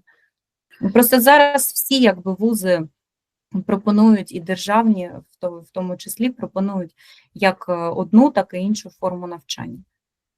Просто на бюджет зрозуміло, що потрапити складніше, тому що там вищий прохідний бал. Менша квота, у кожного вузу, у кожної спеціальності своя квота, тому потрапити на бюджет складніше. Ти автоматично вже відповіла на наступне питання від Катерини, тому рука вже опустилася, я бачу. Да, я думаю, уже Евгению можно отпускать. Евгения, большое спасибо. Мы тут еще немножко с участниками пообщаетесь. Хотите, оставайтесь, хотите, передохните воздуха, позже присоединяйтесь. Мы рады, но вам огромное спасибо. Надеюсь, было полезно и интересно. Я думаю, что Евгения вполне заслужила лайков. Дуже вам дякую, пане Олег, пані Тетяно, за теж можливість доєднатися до такої вашої спільноти і продемонструвати ті можливості, які надає Україна. Це як такий, знаєте, трошечки зв'язочок, ця невидима ниточка, яка пов'язує теж Україну з громадянами, які перебувають в іншій країні. Я вам дуже вдячна за вашу діяльність, за те, що ми звернулися один до одного, що ви погодились на те, щоб я могла довести відповідну інформацію. Для нас це дуже важливо. Якщо хоча б один із присутніх обере наш університет, це буде дуже корисною і позитивним наслідком нашої зустрічі. До речі, можливо, хтось для себе обирає на майбутнє, на наступний 2026 рік, можливо, теж. І я сподіваюся дуже, що, можливо, це не останній такий вебінар, можливо, ще в наступному році чи протягом року можуть бути зустрічі з якихось цікавих тем, можливо, просто тему, я фахівець, наприклад, в сфері цивільного права, тобто, можливо, якась тематика теж зацікавить, теж ми можемо провести якусь зустріч, і теж в такому числі я буду, як то кажуть, рекламувати свій вуз, закликати або формувати інтерес до правничої професії. Дякую, Євгенія, дуже інформативно, дякую за зустріч, були рада тебе бачити. Я буду від'єднуватись, тому що в нас вже на годину пізніше. Дякую, до побачення, Євгенія. Спасибо, до свидання. Так, у нас ще залишилось одне питання від Маргарити. Я це питання напряму відправлю Євгенії, і можете долучитись до нашого телеграм-каналу «Вітрила чат», і там ви зможете отримати відповіді на всі ваші питання. Да, действительно, в принципе, можете там, если кто-то еще вдруг вспомнил, что хороший вопрос хотел бы задать, но не задал, знаете, хорошая мысля приходит опосля, я уже отпускали Евгению, я сам хотел задать вопрос, ну ладно, то есть если кого-то это интересно, можете вместо меня задать в чате. Я вот хотел спросить, понимаете, мы в Германии находимся, тут же тоже могут какие-то курсы тут отправлять, языковые, еще какие-то, и, понимаете, одно дело полноценно, просто может физически не хватать времени для качественной учебы, ну просто учиться хочется. Так вот, насколько можно учиться в своем темпе, то есть, условно говоря, там, один семестр проходить не за полгода, а год, или там 3 семестра за 2 года, то есть, вот мне интересно было задать вопрос, ну, уже если кому-то тоже интересно, задавайте у нас в чате, мы передадим. Так, ну, в принципе, основная часть закончилась. Теперь для тех, кто хочет или кто хочет стать немецким юристом, то, что я обещал рассказать. Значит, и про признание диплома и все такое. Значит, смотрите, ребята, значит, основное, что нужно понимать, что немецкий диплом юриста, мастера, вылетело из головы, ну, в общем, короче говоря, мастера по юриспруденции, он, фактически ничего не стоит, вернее, как, он стоит, но он стоит ровно столько же, сколько говорила Евгения, что это можно работать в смежных специальностях каких-то, то есть типа юрконсульт, там где-то в фирме вести какие-то там административные дела и все такое. Но если мы говорим о нормальных юридических профессиях, судья, адвокат, прокурор, то самое главное – это сдать 2 государственных экзамена. После бакалаврата люди сдают тут госэкзамен, и 2-й экзамен потом проходят, учатся, мастера делают или не делают, причем мастер вообще ничего не, это так больше для, непонятно даже для чего. Потом референдариат, это как интернатура еще называется, когда вы должны обязательно проработать в суде, там в прокуратуре, в адвокатской конторе, и потом вы сдаете 2-й госэкзамен. И вот только сдача этих 2 госэкзаменов, после этого вы становитесь полноценными немецкими юристами, по-немецки это называется фоль-юрист, вот это открывает вам дорогу ко всем этим специальностям. И скажу сразу, это очень, очень тяжело. Так, теперь смотрите, чем может быть полезен университет для тех, кто хочет стать немецким юристом. Понятно, что все равно нужно немножко поучиться в немецком вузе, чтобы сдать государственные экзамены. А поступить в немецкий вуз – это не так просто, по крайней мере, украинцам. Почему? Потому что есть два пути. Первое, либо мы идем в немецкую гимназию, заканчиваем немецкую гимназию, и наравне с местными, с местной альтернативой НМТ, то есть каким-то там средним баллом по экзаменам, это поступить. Если вы приехали в Германию в 14 лет и младше, у вас шанс местных догнать. Если вы очень толковый, если вы очень целеустремленный, то, наверное, у вас есть шансы в 16 и в 17 лет догнать. Но, в принципе, это очень тяжело, потому что если математику, естественно-технические науки, есть шанс, более-менее хорошо догнать, то всю гуманитарную часть догнать очень сложно. Я уже не говорю про, вернее, даже не так язык, а всякие эти гуманитарные предметы типа истории, потом это религия и все смежное. Это все очень тяжело догнать, потому что вы в детстве читали другие книжки и другие сказки вам родители рассказывали, и другие мультики смотрели по телевизору. Поэтому самое такое, кто попал в этом возрасте, это самый неприятный момент. Значит, что может сделать иностранец? Для него есть еще путь, если вы 10 или... Сколько в Украине сейчас? 11 лет учатся? 11. 11. Чтобы поступить в немецкий вуз, надо проучиться где-то 12 лет. Как можно этот год добить в Германии? Есть такая штука студент-коллег. Это как раз путь для иностранцев. Там все хорошо, но проблема в том, что студент-коллег, их мало относительно, а желающих много, и попробуй туда поступить. И получается, что мы остались на распутье, и так идти тяжело, и так тяжело идти. И как раз зарубежный вуз, это является таким хорошим обходным маневром, таким трюком, который позволяет эту систему взломать.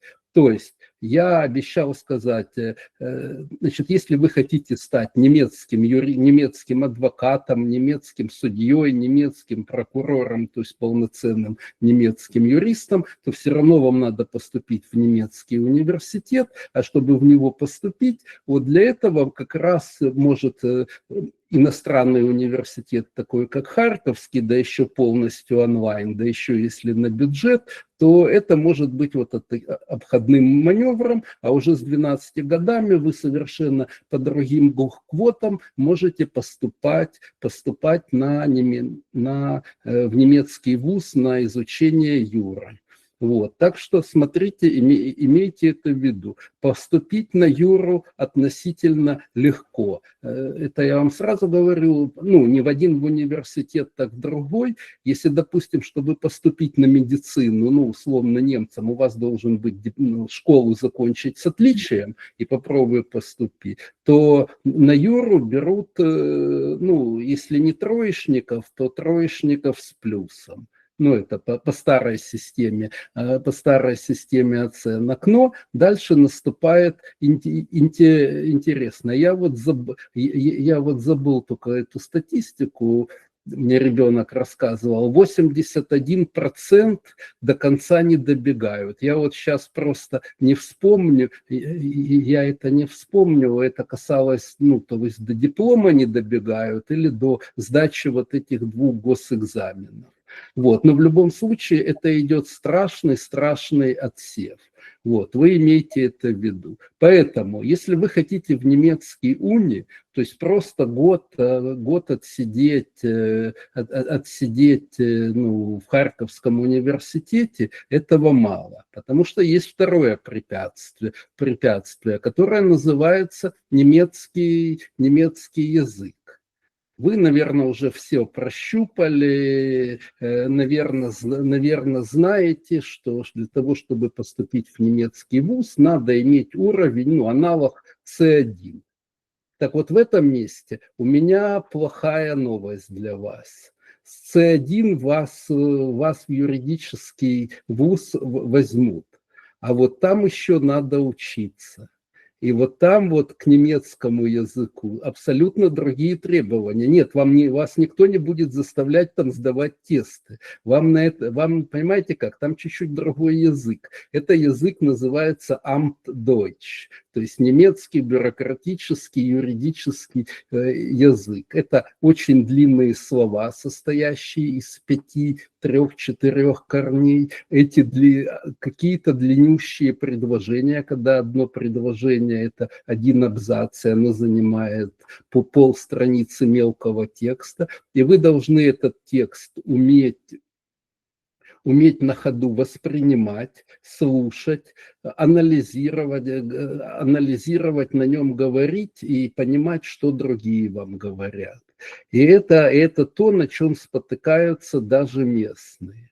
Поэтому, если хотите реально, понимаете, как наша цель не просто поступить в УНИ, а нам нужно его успешно закончить, да еще с 2 сдачей хорошей 2 госэкзаменов. Поэтому мой вам совет, думайте, как этот язык прокачать. И я считаю, что наиболее хороший вариант, наиболее правильный вариант, устраивайтесь на работу, ну, скажем, туда, в контору, где на этом, вот в этой среде, вам нужно повращаться в этой среде. Допустим, каким-нибудь ассистентом, клеркой, неважно, секретарем, допустим, в адвокатскую контору или там в какое-то управление юстиции или то или сё, где вы будете в этом языке вариться 8 часов или сколько-то часов в день. Вот. И вот это вот ваш единственный шанс удержаться на учебе. То есть я знаю многих людей, которые заканчивали, ну, скажем так, людей, которые давно приехали, которые тут из бывшего Советского Союза приехали, они поступили, они учились, все, но на экзамене некоторые даже этот госэкзамен даже не пытались сдавать. Так, поднятая рука. Это я подняла. Хотела тебя добавить, что в немецких гимназиях, ну, в немецких школах, как многие уже знают, есть 2 иностранных языка. И для юры это латынь обязательно.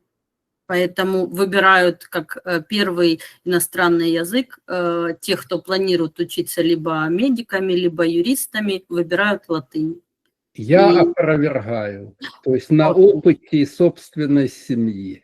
Окей, ну это один из факторов, скажем так, которые, ну, часто, по крайней мере, юристы выбирают вторым языком латынь. Те, кто хотят учиться в юриспруденции. Если честно, я первый раз об этом слышу. То есть я когда, вернее, как, я давно еще тоже, когда думали, когда ребенку там какие языки брать, а то все сказали, да нет, никто с этим не заморачивается. Ну, при поступлении в гимназию директоры школ нам рассказывали конкретно эту историю.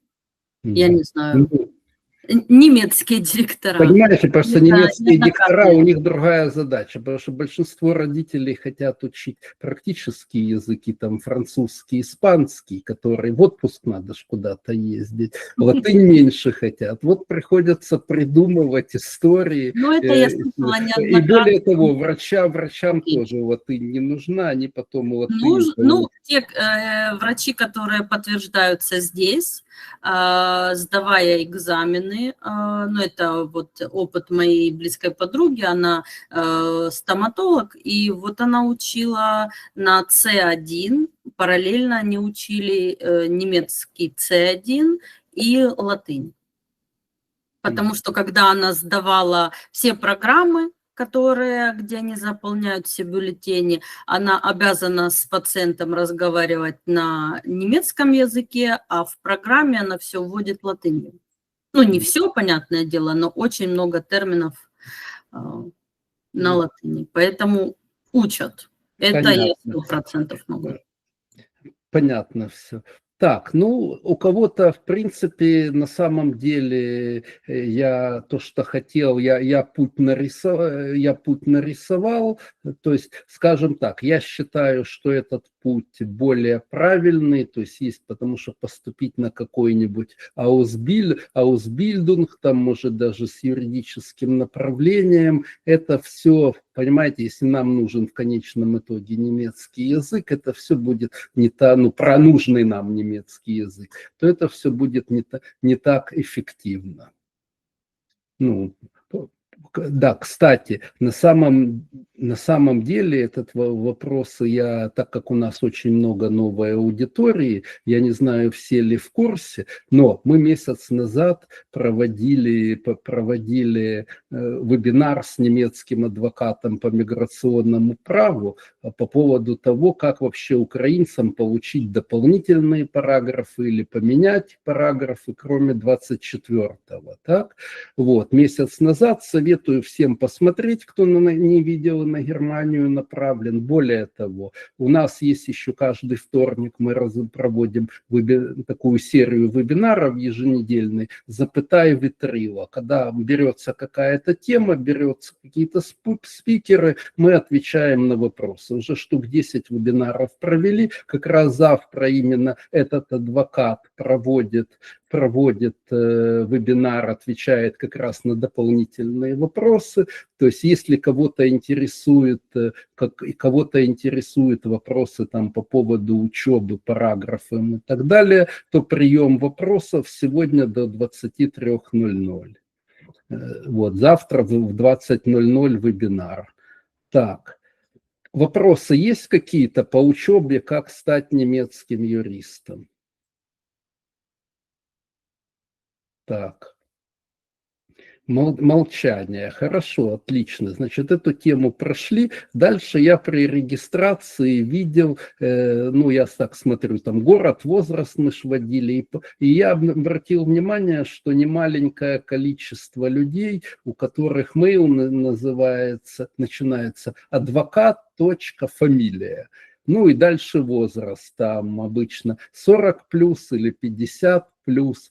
Значит, я так понимаю, мне просто интересно вот с такими ребятами сейчас пообщаться, обменяться, как вы вообще занимаетесь, чем занимаетесь, пытались ли вы войти в местные анвальтскамер, то есть эти коллегии адвокатов и все такое.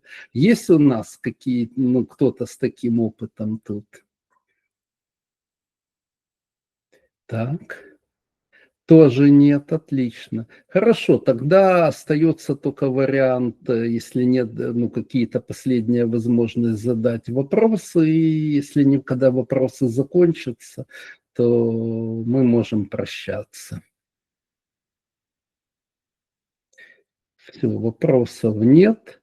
Тогда вам огромное спасибо за ваше внимание. Вы сидели почти 2 часа. Вот. Дякуємо. Да. Спасибо. Подписывайтесь на наши ресурсы. И я опять-таки сказал, завтра у нас интересный вебинар, чтобы вы дальше в следующий понедельник, в четверг у нас будет вебинар тоже для студентов, политехнический, как он называется? Національний політехнічний університет, Харківський політехнічний інститут. У кого там больше для такие математика, физика, IT, там вообще можно будет 2 диплома получить. В Харькове 1 раз учишься, получаешь 2 диплома. В Харькове и в Германии. Там І в Магдебурге, да, да. и в Магдебурге. Вот. Одним махом сразу 2 убиваешь. В следующий понедельник по поводу будет вебинар, специалист расскажет про ПФЛЕГи, ну, то есть как у кого родственники нуждаются в обходе, там, как там с деньгами все идет. Потом у нас будет следующий вторник, запытай Витрила. У нас будут интеграционные менеджеры, которые вопросы задаете про взаимоотношения с джоб-центром, как курсы получить, как, ну, вот эти вот все такие тяжелые места, как раз можете задавать вопросы. Что еще у нас в этом месяце? Будет сексолог, к сексологу можете тоже вебинар, потом будет вебинар женщинам, как, ну, безопасность женская, да, тоже специалист расскажет. Еще будет, опять-таки, значит, человек будет по поводу трудового права, как вот эти вот, как правильно заключить договор, как правильно трудовой, как разорвать, там какие-то проблемы с работодателем, взаимоотношения с джоб-центра, потом с этой биржей труда, Arbeitsagentур. Это у нас будет, и будет очень интересный вебинар в конце интервью. У нас будет так называемый серийный волонтер. Вот человек идет куда-то волонтерить, а ему там предлагают работу. Потом он идет, находит еще более хорошую затею для волонтерства. Ему и там предлагают работу. Вот по такой схеме возникает вопрос, а что так можно будет? Поделиться опытом, я ее еще попытаюсь с пристрастием, чтобы этот опыт масштабировать. Ну вот как-то так у нас весело, присоединяйтесь. А у кого вдруг собственные идеи есть там или какие-то планы, мечты, и вот хотите их воплощать в жизнь, это вам прямая дорога к нам, тогда то приходите, будем что-то делать. Будем менять Германию к лучшему. И вашу жизнь тоже. Все, вам большое спасибо за внимание. Тетяні, спасибо. Дякуємо всім за увагу. Чекаємо ваші питання, якщо у вас ще вони залишилися. До побачення. Спасибо, до свидания. До свидания. До свидания, YouTube, до свидания.